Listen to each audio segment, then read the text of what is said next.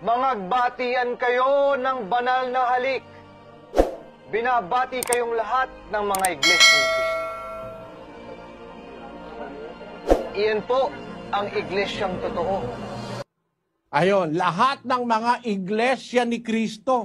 Hindi naman pangalan na opisyal yun dahil plural Lahat ng mga iglesia ni Kristo.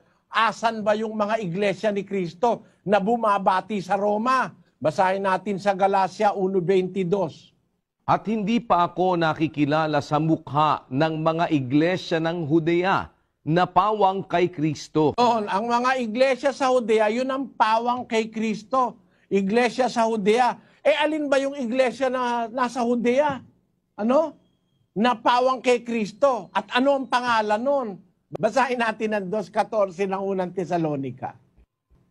Sapagkat kayo mga kapatid ay nagsitulad sa mga iglesia ng Diyos na nasa Judea kay Kristo Jesus. Iglesia ng Diyos pa rin, hindi iglesia ni Kristo. Iglesia ng Diyos na nasa Judea kay Kristo Jesus. Kasi yung mga iglesia ng Judea, pawang kay Kristo yon.